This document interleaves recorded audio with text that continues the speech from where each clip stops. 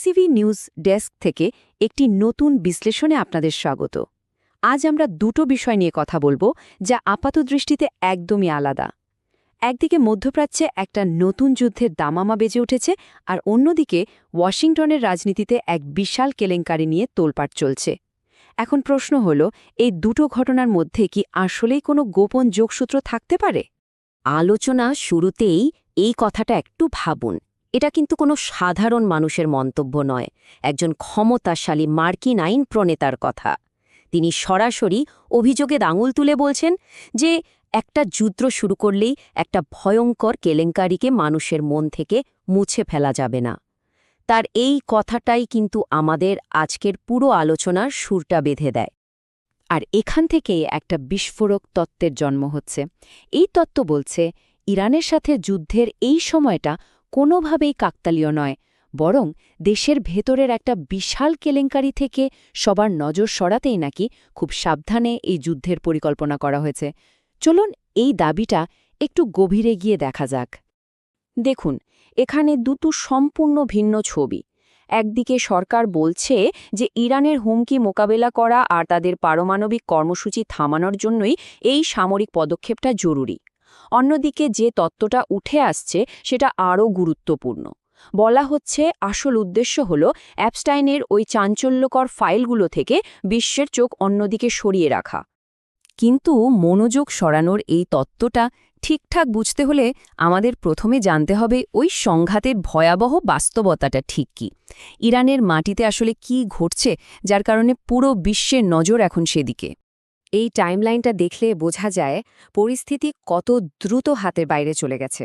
মার্কিন ইসরায়েলি হামলা দিয়ে যা শুরু হয়েছিল তা ইরানের সর্বোচ্চ নেতার হত্যাকাণ্ডের পর প্রতিশোধ আর পাল্টা প্রতিশোধের এক ভয়ঙ্কর খেলায় পরিণত হয়েছে। মানে মাত্র কয়েকদিনের ব্যবধানে পুরো অঞ্চলটা একটা সর্বাত্মক যুদ্ধের দোরগোড়ায় এসে দাঁড়িয়েছে। আর এই রাজনৈতিক খেলার মাঝে যে কি ভয়ঙ্কর মানবিক মূল্য দিতে হচ্ছে। প্রাথমিক হামলাতে ২০০রও বেশি সাধারণ নাগরিক প্রাণ হারিয়েছে। ভাবুন, তার মধ্যে একটা স্কুলে বোমা হামলায় মারা গেছে ১০০রও বেশি শিশু। এই সংখ্যাগুলো কিন্তু শুধু সংখ্যা নয়, এগুলো এই যুদ্ধের ভয়াবহতার বাস্তব ছবি। শুধু তাই নয়, এই সংঘাতের আজ কিন্তু শুধু ওই অঞ্চলের মধ্যেই সীমাবদ্ধ থাকবে না, এটা হরমুজ প্রণালী বন্ধ হয়ে যাওয়ার একটা বিশাল ঝুঁকি তৈরি করেছে, যা কিনা বিশ্ব অর্থনীতির লাইফলাইন। যদি এই রাস্তাটা বন্ধ হয়ে যায়, তাহলে তেলের বাজারে যে সংকট তৈরি হবে তার প্রভাব কিন্তু সারা বিশ্বের অর্থনীতিতে পড়বে। এতক্ষণ তো আমরা যুদ্ধের আগুনটা দেখলাম। এবার চলুন সেই আগুনের পেছনের ধোঁয়ার উৎসটা খোঁজা যাক। কেন হঠাৎ করে এমন একটা বিধ্বংসী যুদ্ধ শুরু করার দরকার পড়ল? উত্তরটা হয়তো লুকিয়ে আছে এপস্টাইন কেলেঙ্কারির মধ্যে। এই কেলেঙ্কারিটা এতটাই বিস্ফোরক যে অনেকে দাবি করছেন এটা ঢাকার জন্যই এত বড় আয়োজন। রাজনীতিতে একটা কথা খুব প্রচলিত, ওয়্যাগ দ্য ডগ। এর মানে হল, যখন দেশের ভেতরে কোনো বড় সমস্যা বা কেলেঙ্কারি নিয়ে সরকার খুব চাপে থাকে, তখন মানুষের মনোযোগ অন্যদিকে সরাতে দেশের বাইরে একটা যুদ্ধ বা সংকট তৈরি করে দাও। অভিযোগ উঠছে ইরানের সাথে এই যুদ্ধটা ঠিক সেই কৌশলেরই একটা নিখুঁত উদাহরণ। এই ফাইলগুলো কতটা গুরুত্বপূর্ণ তা হয়তো এই সংখ্যাগুলো দেখলেই বোঝা যাবে। বিশ্বের তাবর তাবর রাজনীতিবিদ, বিলিয়নিয়ার, এমনকি রাজপরিবারের সদস্যদের নামও আছে এতে। ভাবুন, ৩০ লাখের বেশি ডকুমেন্ট ইতোমধ্যে প্রকাশিত, আর প্রায় ততগুলোই এখনও অপ্রকাশিত। এগুলো যদি সব সামনে আসে, তাহলে অনেক দেশের সরকার পর্যন্ত পড়ে যেতে পারে। আর এখানেই ব্যাপারটা আরও জটিল হয়ে ওঠে।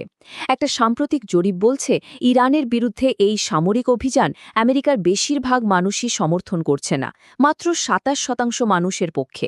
তাহলে প্রশ্নটা আরও জোরালো হয়, এত কম জনসমর্থন নিয়েও কেন এই যুদ্ধ? মনোযোগ সরানোর তত্ত্ব বলছে আসল উদ্দেশ্য জনসমর্থন পাওয়া নয়, আসল উদ্দেশ্য হল মিডিয়াকে দিনরাত এই যুদ্ধ নিয়ে ব্যস্ত রাখা। কিন্তু গল্পটা এখানেই শেষ হচ্ছে না। যখনই মনে হচ্ছিল যে এটা মনোযোগ ঘোরানোর একটা সরল খেলা, তখনই কাহিনীতে একটা অপ্রত্যাশিত এবং আরও জটিল মোড় আসছে। কি হবে যদি ইরানকে বেছে নেওয়ার পিছনে অন্য কোনো কারণ থাকে? চলুন এবার অ্যাপস্টাইন আর তেহরানের মধ্যে এক পুরনো কিন্তু আশ্চর্যজনক সংযোগের কথা শোনা যাক। আসুন আমরা এই সম্ভাবনাটা একটু খতিয়ে দেখি। অ্যাপস্টাইন আর ইরানের এই সংযোগটা কি শুধুই মনোযোগ ঘোরানোর একটা কৌশল, নাকি শিকড় আরও অনেক গভীরে? এমনও তো হতে পারে যে এটা দুটো ভিন্ন গল্প নয়, বরং একই গল্পের দুটো অধ্যায়, যা একে অপরের সাথে ওতপ্রোতভাবে জড়িয়ে আছে। এই অভিযোগগুলো কয়েক দশক পুরনো, আর এগুলো শুনলে একটা অন্যরকম ছবি সামনে আসে। সেই ৮০-র দশকে অস্ত্র পাচার, ইরানের সাবেক প্রেসিডেন্টের সাথে গোপন বৈঠক, এমনকি ইসরায়েলি গোয়েন্দা নেটওয়ার্কের সাথে যোগাযোগ, সব মিলিয়ে মনে হচ্ছে এপস্টাইন হয়তো মার্কিন যুক্তরাষ্ট্র, ইসরায়েল আর ইরানকে মেলানো ভূরাজনীতির অন্ধকার জগতের একজন অত্যন্ত গুরুত্বপূর্ণ খেলোয়াড় ছিলেন। তো এই সব তথ্য আমাদের আবার সেই মূল রহস্যের দিকেই ফিরিয়ে আনছে, কিন্তু এখন ব্যাপারটা আরও অনেক বেশি স্তরযুক্ত আর জটিল হয়ে গেছে। আমরা একটা সরল তত্ত্ব দিয়ে শুরু করেছিলাম, কিন্তু এখন মনে হচ্ছে আমরা এক গভীর ষড়যন্ত্রের মুখোমুখি। তাহলে আসল সত্যিটা কি? সব মিলিয়ে আমাদের সামনে এখন ৩টে সম্ভাব্য ব্যাখ্যা রয়েছে। ১. এই যুদ্ধটার নিছকই মনোযোগ সরানোর একটা খেলা। ২. পুরোটাই কাকতালীয়, মানে একটা জরুরি সামরিক অভিযানের সাথে একটা কেলেঙ্কারির সময়টা ঘটনাক্রমে মিলে গেছে। আর ৩ নম্বর এবং সবচেয়ে উদ্বেগজনক সম্ভাবনাটা হল এই যুদ্ধ আর কেলেঙ্কারি আসলে একই সূত্রে গাঁথা, যার মূলে রয়েছে অ্যাপস্টাইনের সেই গোপন অতীত। সুতরাং আমরা এই চূড়ান্ত প্রশ্নের সামনে এসে দাঁড়াচ্ছি, এই বিধ্বংসী যুদ্ধটা কি একটা রাজনৈতিক কেলেঙ্কারি ধামাচাপা দেওয়ার চেষ্টা, নাকি একটা দুর্ভাগ্যজনক কাকতালীয় ঘটনা, অথবা এর পেছনে থাকা খেলোয়াড়দের মধ্যে এমন কোনো গভীর আর গোপন সংযোগ রয়েছে যার কথা আমরা এখনও জানিই না? এই প্রশ্নগুলো আমাদের বাধ্য করে খবরের শিরোনামের আড়ালে তাকাতে। ডিসিভি নিউজ ডেস্কের পক্ষ থেকে আজকের বিশ্লেষণ এখানেই শেষ করছি।